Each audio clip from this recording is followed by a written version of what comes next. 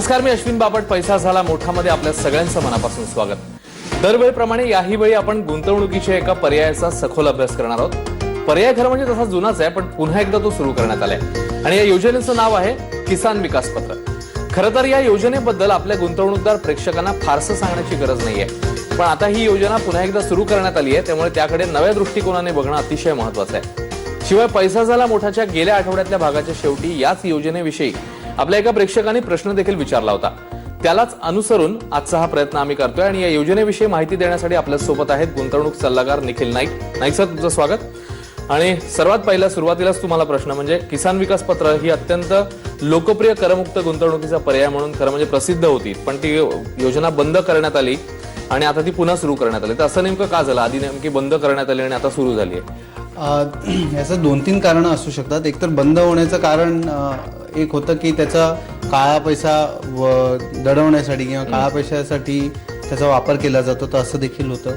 थोडंसं कुठे हे देखील होतं की 2-3 फॅक्टर्स मी प्रामुख्याने बघू शकतो. एक तर काळा पैशाचं सरकारवरती जे प्रेशर होतं ते, दुसरं म्हणजे ही योजना थोडीशी अलोकप्रिय होत चालली होती. अच्छा. कारण त्याच्याहून जास्त व्याज देणारे बाकी इन्स्ट्रुमेंट्स बाजारात उपलब्ध होते. सो पोस्ट ऑफिस बघा किंवा सिनियर सिटीजन सेव्हिंग स्कीम म्हणता येईल, ह्या किंवा बँक एफडीचे रेट्स देखील त्याच्याहून जास्त झाले होते. सो ही 2 प्रामुख्याने कारणं आपल्याला बघता येतील. तिसरं म्हणजे कुठेतरी असा रोख गेल्या वेळेच्या ह्याच्यात दिसत होता गव्हर्नमेंटचा, आणि over a period of time जसं आपण बघतो की PSU बँकातला स्टेक देखील कमी करायला बघतं गव्हर्नमेंट, किंवा ह्या सरकारी योजना सरकार जे बॉरो करत होतं पैसे ते जास्त कॉस्टला बॉरो करत होतं असं कुठेतरी सरकारला वाटत होतं गेल्या वेळेच्या, आणि त्यामुळे देखील हे कुठेतरी ही योजना बंद होण्यासाठी ह्या सगळ्याचा म्हणजे ही सगळी कारणं असू शकतील असं मला वाटतं. पण मग आता नव्याने ती सुरू करण्याची कारणं काय? फायनान्स मिनिस्टरनी असं म्हटलंय की जे सामान्य माणूस आहे त्याला सेव्हिंगचं साधन नव्हतं. आपलं ओव्हरऑल भारताचा जो सेव्हिंग रेट होता तो घटत चालला होता, त्यामुळे ह्याला सेव्हिंग्जला चालना देण्यासाठी ते परत एकदा सुरू करण्याचं कारण होतं. आणि मला कुठेतरी वाटतं की मी बऱ्याच ठिकाणी मीडियामध्ये देखील वाचत होतो की याचा काही उपयोग नाही आहे, कारण याच्याहून जास्त फिक्स्ड डिपॉझिट्स चांगले रेट्स देत आहेत किंवा सिनियर सिटीजन सेव्हिंग स्कीम चांगले परतावा देत आहेत. पण मला कुठेतरी असं वाटतं की जे पोस्ट ऑफिसचं जे नेटवर्क होतं आहे भारतामध्ये, आणि त्यामुळे आपण एक लक्षात घेतलं पाहिजे की ह्याचं नाव किसान विकास पत्र आहे. म्हणजे हे कुठेतरी एका शेवटच्या थरामध्ये ज्यांचं सेव्हिंग बिलकुलच नाही आहे, जे कॅशच्या स्वरूपात सेव्हिंग करतात किंवा ज्यांचं बँक अकाउंट देखील कदाचित पुढे जाऊन नसेल, तर त्यांना सेव्हिंगचा काहीतरी ऑप्शन हवा, आणि त्यासाठी हे परत मला वाटतं कुठेतरी चालू करण्याचं त्यांचा उद्दिष्ट असू शकतं. पण मग आताची जी स्कीम जी नव्याने लॉन्च करण्यात आली आहे, तर त्याची काय नेमकी वैशिष्ट्य आहेत जी आधी नव्हती, किंवा काय तुम्ही वेगळेपणा सांगाल त्याचा? विशेष काही तसं बघितलं तर वेगळेपणा नाही म्हणता येणार. फक्त सध्या त्यांनी असं म्हटलंय, आणि ही स्कीम अजून लॉन्च व्हायची बाकी आहे, पोस्टात उपलब्ध व्हायला अजून बाकी आहे, कारण त्याचं नोटिफिकेशन बाकी सगळं अजूनही यायचं प्रोसिजर व्हायची. सो पण जर आपण बघितलं तर 8 वर्ष 4 महिन्यामध्ये ही गुंतवणूक डबल होते. 2 वर्ष 3 महिन्याचा लॉक इन पिरियड यामध्ये आहे. तुम्हाला मिनिमम तेवढा काळ ठेवणं आवश्यक आहे, आणि 8.7% म्हणजे 8.70% तुम्हाला व्याजदर यावरती तुम्हाला मिळतो. 8.5 आहे मला वाटतं. सो साधारणतः तुम्ही IRR कॅल्क्युलेट केला तर तो त्या हिशोबाने होतो, आणि 100 महिन्यामध्ये तुमची गुंतवणूक दुप्पट होते यामध्ये. पण मग आताच्या ह्याच्यात आपल्याला ही कुठली गुंतवणूक कशी काय फायदेशीर ठरू शकेल आताच्या काळामध्ये विचार? मला असं वाटतं की ह्यापेक्षा भरपूर ऑप्शन्स उपलब्ध आहेत आपल्याकडे गुंतवणुकीसाठी. PPF जर आपण बघितलं तर 8.7% टॅक्स फ्री देत आहे. हे टॅक्सेबल असणार आहे यावरचं व्याज. सिनियर सिटीजन स्कीम्स 9%च्या हून जास्त देतात तुम्हाला. बाकीच्या स्कीम्स बँक FD आहे ते तुम्हाला 9%, सिनियर सिटीजनला जर आपण बघितलं तर 9.25%च्या आसपास, 9.25% आसपास देखील काही काही बँकांमध्ये सध्या मिळत आहेत पैसे. सो मला वाटतं की जर जो गुंतवणूकदार ऑलरेडी गुंतवणूक करत आहे त्यासाठी ही गुंतवणूकदारांसाठी ही योजना कितपत चांगली ठरेल मला शंका आहे यामध्ये. ही गुंतवणूक योग्य ठरेल जो बचत देखील करत नाही.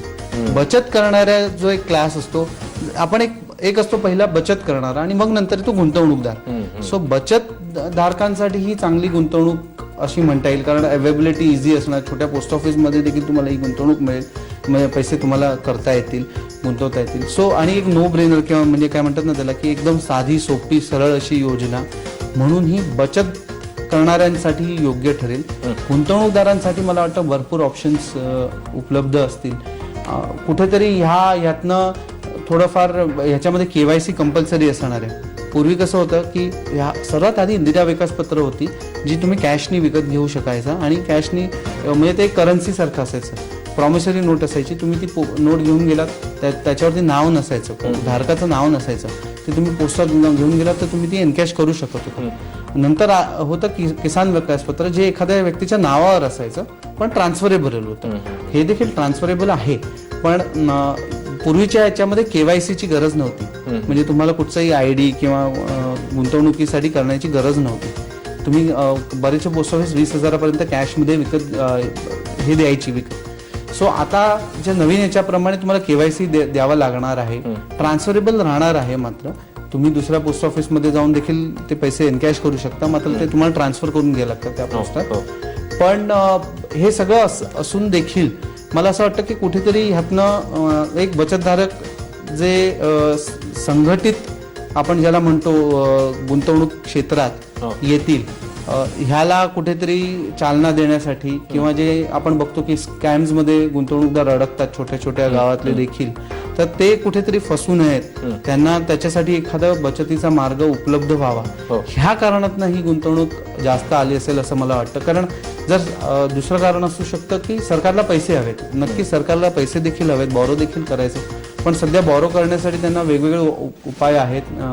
त्यांना बिझनेसेसमधनं म्हणजे ते जे स्टेक्स आहेत कंपन्यांमधले, धंद्यांमध्ये ते कमी करतायत, त्यातनं ते देखील पैसे येतील. सो मला वाटतं बॉरो करण्यासाठी फारसं असं हे नसेल. ऑफकोर्स 2010-11 जवळपास 21,000 करोड रुपये किसान विकास पत्रामध्ये गुंतवण्यात आले होते. सो फार मोठ्या प्रमाणावर पैसे देखील सरकारला ह्यातनं मिळाले होते, नाही असं नाही. सो ही 2-3 कारणं असू शकतात असं मला वाटतं. आता KYCचा तुम्ही उल्लेख केला, त्याच्याबद्दल मला जाणून घ्यायचं आहे. पण त्याच्या आधी जर येत्या काळामध्ये जर आपण जसं पाहतोय की कदाचित व्याजदर जे आहेत ते कमी होऊ शकतात, तर त्या बॅकग्राऊंडला ही गुंतवणूक किती फायद्याची आहे? नक्कीच. एक मात्र त्याचा हा चांगला मुद्दा आहे की 8 वर्ष 4 महिने जर तुम्ही पैसे गुंतवणूक ठेवणार असाल तर तुमचा इंटरेस्ट हा 8 वर्ष 4 महिन्यासाठी लॉक होतो. सध्याच्या परिस्थितीमध्ये आपल्याला सिनियर सिटीजन सेव्हिंग स्कीम 5 वर्षासाठी लॉक इन मिळतं. एक नक्कीच आहे यामध्ये की असं कुठचंही साधन आपल्याला जे सेफ आहे आणि पुढच्या 8 वर्षासाठी इंटरेस्ट लॉक करून देईल. कारण काय होईल की समजा बँक FDs मॅक्सिमम 5 वर्षासाठी मिळतात. समजा तुम्ही 5 वर्षासाठी फिक्स डिपॉझिट केलं 9% आणि त्याच्यानंतर 5 वर्षानंतर आपण जर व्याजदर कमी झालेलं असेल तर टोटल 8 वर्षाचा जर तुमचं व्याजदराचा पिरियड आहे त्याच्यावरती इंटरेस्ट कमी होऊ शकतो. दुसरं ऑप्शन आहे PPF मध्ये देखील जो व्याजदर आहे हा फ्लेक्सिबल ठेवू शकतं गव्हर्नमेंट, आणि जेव्हा जेव्हा व्याजदर चेंज झालं तेव्हा तुम्हाला पुढच्या वर्षासाठी नवीन व्याजदराने पैसे मिळतात. सो हा नक्कीच एक फ्लॉ किंवा एक ड्रॉबॅक असं आपल्याला यामध्ये बघता येईल. याच्यामध्ये आपण जसं बोललो की KYCचा तुम्ही उल्लेख केला, तर KYC बद्दल थोडं डिटेल तुम्ही सांगा, खास करून ग्रामीण प्रेक्षकांसाठी KYC म्हणजे नेमकं काय? KYC म्हणजे नो युअर क्लायंट, आणि सरकारला किंवा सगळ्याच इन्स्टिट्यूशन्सना माहीत असणं आवश्यक झालंय की हे पैसे कुठल्या स्रोतातनं येतात, कुठल्या सोर्सनी येत आहेत. त्यामुळे तुम्हाला तुमचं डॉक्युमेंट प्रूफ म्हणजे तुमचं ID प्रूफ, राहण्याचं प्रूफ आणि म्हणजे रेशन कार्ड असू शकतं, आधार कार्ड असू शकतं, हे सगळं प्रोव्हाइड करावं लागतं बँकांमध्ये देखील. आणि ज्यांच्याकडे आज बँक अकाउंट आहे त्यांना हे नक्कीच KYC हे मस्ट झाल्यामुळे ते KYC शिवाय त्यांना अकाउंट ओपन नाही करतात. सो ही जी प्रोसिजर आहे ही प्रोसिजर ह्यामध्ये देखील त्यांना अवलंबावी लागणार आहे. म्हणजे ती करूनच त्याच्यात मार्गेच त्यांना जाता येणार. आणखी एक महत्वाचा मुद्दा, किसान विकास पत्राबद्दल स्पेसिफिक आपण बोलतोय, तर याच्यामध्ये नेमकी कोणी गुंतवणूक करायची आणि कोणी ती करू नये, तुम्ही काय सांगाल? तुमच्या घरामध्ये ज्यांचं इन्कम टॅक्सेबल नाही आहे आणि पुढची 8 वर्ष देखील इन्कम टॅक्सेबल होण्याचे चान्सेस नाही आहेत, त्यांच्यासाठी ही गुंतवणूक नक्कीच चांगली ठरू शकते. बऱ्याचदा होतं की तुम्ही टॅक्स प्लॅनिंग करताना आपले पेरेंट्स असतील जे इन्कम अर्न करत नसतील तर त्यांच्या नावावरती गुंतवणूक करून तुम्ही ते हे करू शकता, म्हणजे तो टॅक्सचा प्लॅनिंग करू शकता. किंवा एखाद्या व्यक्तीचं परत आपण म्हणतो किसान विकास पत्र, तर किसान विकास पत्र म्हटल्यानंतर शेतकऱ्यांसाठी तर त्यांचं अदरवाईज देखील इन्कम एवढं टॅक्सेबल नसेल, समजा करमुक्त उत्पन्न मिळत असेल आणि एखाद्या लिमिटपर्यंत त्यांना व्याजावरती टॅक्स लागला तरी फरक नसणार पडणार, तर त्यांच्यासाठी नक्कीच चांगली अशी योजना ठरू शकते.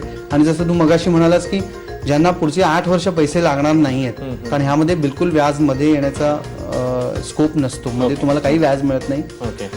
2 वर्ष 3 महिन्यानंतर तुम्ही दुसऱ्याला ट्रान्सफर करू शकता, विकू शकता. पण येत्या काळामध्ये आपल्याला बघावं लागेल की किती इझिली तुम्ही ते विकू शकाल बाजारात, किंवा दुसऱ्या तुमच्या मित्राला किंवा कोणाला तरी विकू शकाल, किंवा सरकार परत घेणार असेल तर ते काय व्याजाने परत घेईल तुम्हाला, हे बघणं आवश्यक आहे. सो टिपिकली ज्याला पुढची 8 वर्ष देखील टॅक्स ब्रॅकेटमध्ये येण्याचे चान्सेस कमी आहेत, किंवा लोअर टॅक्स किंवा 10% टॅक्स ब्रॅकेटमध्ये असेल, त्यांना दुसरं ज्यांना 8 वर्ष 4 महिने पैसे लागणार नाही आहेत त्यांच्यासाठी नक्कीच हा योग्य असा ऑप्शन पडू शकतो. आणि तिसरं म्हणजे महत्त्वाचं, सगळ्यात मगाशी मी म्हटलं की हे गुंतवणूकदारांसाठी प्रोडक्ट आहे का, तर मला वाटतं त्याहून जास्त बचत करणाऱ्यांसाठी हे प्रोडक्ट जास्त आहे. बचतीचं एक साधन म्हणून ते नक्कीच चांगलं आहे असं मला वाटतं. निश्चित. तेव्हा किसान विकास पत्राबद्दल आता आपण इकडे जाणून घेतलं. एक छोटासा ब्रेक इकडे आपण घेऊया आणि ब्रेक नंतर आणखी एक ऑप्शन आम्ही तुमच्या समोर आणणार आहोत. एक छोटासा ब्रेक घेऊया, पाहत राहा एबीपी माझा.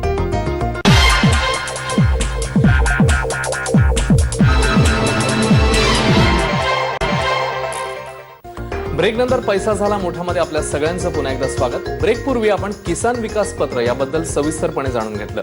आता हा पर्याय जुनाच होता, मात्र मोदी सरकारने त्याला एक नवीन झळाळी दिली. आणि आता आपण बोलणार आहोत सुटी ETF मधल्या गुंतवणुकीबद्दल. आणि आता तुम्ही म्हणाल की सुटी ETF म्हणजे नेमकं काय, तर हाच प्रश्न आपण पहिल्यांदा थेट नाईक सरांना विचारत. नाईक सर, सुटी ETF म्हणजे नेमकं? स्पेसिफाईड अंडरटेकिंग ऑफ UTI म्हणून सरकारचं एक हे होतं, आणि त्याच्या अंडर सरकार काही कंपन्यांमध्ये स्टेक ओन करायचं, म्हणजे ॲक्सिस बँक म्हणा किंवा ITC म्हणा, अशा कंपन्यांमध्ये स्टेक ओन करायचं. तर जसं आपण मगाशा सेक्शनमध्ये म्हटलं की कुठेतरी सरकार हे बिझनेसेसमधनं निघून जाण्याचं बघतंय. स्वतःच्या इव्हन PSU अंडरटेकिंग आहेत, त्यांचा स्टेक देखील डायव्हेस्ट करायचा त्यांचा विचार आहे. सो हे सरकार अंग काढून घेतं एका अर्थाने. आपण जर बघितलं तर बिझनेसमधनं पैसे काढून त्याचं प्रॉफिट घेऊन स्वतःसाठी हे करतायत. तर ते करण्यासाठी एक साधन म्हणून त्यांनी सुटीच्या मार्गाने ते ETFच्या मार्गाने पुढे येत्या काळामध्ये बाजारात आणतील, आणि मग ते इन्स्टिट्यूशन्सना ॲज वेल ॲज पब्लिकला हे ETFच्या मार्गाने उपलब्ध होतील. पण मग गेल्या वर्षी आलेल्या ETF मध्ये आता गुंतवणूक करणं शक्य नाही. सो गेल्या वर्षी जो गोल्डमन सॅक्सचा ETF आला होता त्यामध्ये आता गुंतवणूक करणं शक्य नाही. एका प्रकारे तो क्लोज एंडेडच असा आपल्याला म्हणता येईल की त्यामध्ये आपल्याला गुंतवणूक करणं शक्य नाही. पण मग यावर्षी जर सुटी ETF पुन्हा एकदा बाजारात आली तर त्यातली गुंतवणूक किती फायदेशीर ठरू शकते? नक्कीच. आपण बिझनेसेस बघितले पाहिजेत, आणि काही काही बिझनेसेस जे बघितले आपण तर ते ITC किंवा असे चांगले जर बिझनेसेस असतील ज्यामध्ये गव्हर्नमेंटचा स्टेक होता आणि तो आपल्याला गुंतवणूकदारांना तो ऑप्शन उपलब्ध होत असेल तर नक्कीच तो फायदेशीर ठरू शकतो. ॲट द सेम टाइम कदाचित जेव्हा लॉन्च होतील तेव्हा सरकारला वाटेल की छोट्या गुंतवणूकदारांसाठी, जसं गेल्या वेळेला जेव्हा नोव्हेंबरमध्ये हा ETF आला होता CPSCचा, तेव्हा छोट्या गुंतवणूकदारांसाठी डिस्काउंट देखील ठेवला होता. मार्केट प्राइसपेक्षा थोडं कमी भावामध्ये छोटे गुंतवणूक घेऊ शकत होते. तर तो जर उपलब्ध असेल ऑप्शन तर नक्कीच तो चांगला ऑप्शन ठरू शकतो गुंतवणूकदारांसाठी. पण या ETF मध्ये गुंतवणूक आता किती फायदेशीर आहे? नाही, सध्या ETF मध्ये ह्या अजून तो लॉन्च व्हायचा आहे, त्यामुळे गुंतवणूक करणं शक्य नाही, आता आपल्याला करता येणार नाही. पण जेव्हा लॉन्च होईल तेव्हा नक्कीच मला वाटतं विचार करायला हरकत नाही, कारण एक 13 कंपनीज असतील आणि त्यामध्ये त्यांना तुम्हाला गुंतवणूक करता येतील ETFच्या मार्गाने. सो जो म्हणजे एक असं आहे की एका ठिकाणी गव्हर्नमेंट KVPच्या याने बॉरो करणार आहे आणि एका ठिकाणी बिझनेसमधनं अंग काढून घेऊन म्हणजे तुम्हाला ते ज्या बिझनेसमध्ये आधी भागीदार होते तिकडे तुम्हाला भागीदार बनता येत आहे. सो मी म्हणजे मला जर कोणी विचारलं की 8 वर्षासाठी पैसे ठेवायचे असतील तर आणि मध्ये लागणार नसतील पैसे, थोडीशी रिस्क घ्यायला तयार असेल मी, तर मी नक्कीच पैसे सुटी ETF मध्ये विचार करीन रादर दॅन KVP मध्ये पैसे पूर्णतः ठेवण्याच्या ऐवजी. म्हणजे नक्कीच हा ऑप्शन मी एक्सप्लोर करेन, कारण शेवटी बिझनेसमध्ये जर तुम्ही भागीदार झालात एक कुठल्याही चांगल्या बिझनेसमध्ये तर तुम्ही त्यांना ज्या व्याजाने पैसे देता त्यापेक्षा जास्तच परतावा तुम्हाला बिझनेसमधनं नेहमीच मिळू शकतो. पण मग याच्यामध्ये टॅक्स बेनिफिट आहे? सो ETF मध्ये तुम्हाला ज्या प्रकारचं टॅक्स लागतो तोच ह्याला लागणार. जो इक्विटी फंड्समध्ये तुम्हाला 1 वर्षानंतर टॅक्स फ्री राहणार, डिव्हिडंड टॅक्स फ्री असतात. सो तुम्हाला सेम टॅक्स बेनिफिट्स जे इक्विटी फंडांचे असतात, जर हे ETF इक्विटी म्हणजे शेअर बाजारात गुंतवणूक करत असतील, स्टॉक्समध्ये गुंतवणूक करत तर तुम्हाला सेम टॅक्स बेनिफिट मिळणार. आणि बेसिकली 1 वर्षानंतर टॅक्स फ्री रिटर्न्स, डिव्हिडंड आलं तर टॅक्स फ्री डिव्हिडंड आलं. आता समअप करताना जर आपण विचार केला तर ETF मधली गुंतवणूक कुठे आणि कशी करायची याच्याबद्दल तुम्ही काय गाईड करा? सो ETF म्हणजे एक्सचेंज ट्रेडेड फंड्स, जे तुम्हाला एक्सचेंजवरती विकत घेता येतात किंवा विकता देखील येतात. टिपिकली म्युच्युअल फंड्स तुम्ही म्युच्युअल फंडकडनं विकत घेतात आणि म्युच्युअल फंडनाच परत विकू शकता. मात्र ETF हे एक्सचेंज ट्रेडेड म्हणजे बाजारावरती लिस्टेड असतात, तिथनं तुम्ही विकत घेऊ शकता किंवा ते विकू देखील शकता. बेसिकली सुट्टीच्या बाबतीत ETF क्रिएट करण्याचं कारण असं आहे की गव्हर्नमेंटकडे काही अमाऊंटचे स्टॉक्स आहेत, तर ते एकदा त्यांनी तेवढे बाजारात आणून ठेवले की मग त्याची मला ॲज अ गुंतवणूकदार मी ते सरकारकडनं घेतले तर मला परत विकण्यासाठी काहीतरी साधन पाहिजे. तर ते त्याच्यामुळे ते एक्सचेंज ट्रेडेड फंड करतायत की ते लिस्टिंग त्या फंडचं, त्या बास्केटचं लिस्टिंग होणं तुम्हाला शेअर बाजारावरती आणि ते तुम्ही विकत घेऊ शकता किंवा विकू शकता. सो ETF वेगवेगळ्या प्रकारचे असतात. इक्विटी फंडांचे असतात, सेन्सेक्सचे ETF आहेत, म्हणजे तुम्ही अख्खा 30 कंपन्या आहेत त्यांचा देखील एक ETF असतो. गोल्ड ETF आपण आधी देखील बघितलंय की गोल्ड तुम्ही विकत घेऊ शकता ETFच्या मार्गाने विकू शकता. सो त्या प्रकारे एक सुट्टी ETF म्हणून एक नवीन उभा राहील. त्यातल्या ज्या अंडरलाईन कंपन्या आहेत त्या काय प्राईसला त्यावेळेला जेव्हा बाजारात येतील तेव्हा आपल्याला ते एक्सप्लोर करावं लागेल. सरकार त्याला छोट्या गुंतवणूकदारांना काही बेनिफिट देत असेल तर ते एक्सप्लोर करून ह्या सगळ्या गोष्टी बघून मग आपण तो ETFचा नक्कीच विचार करू शकतो. मात्र एक नक्की आहे की ही बाब किंवा ही इन्व्हेस्टमेंट ही लक्ष वेधून घेण्यासारखी आहे.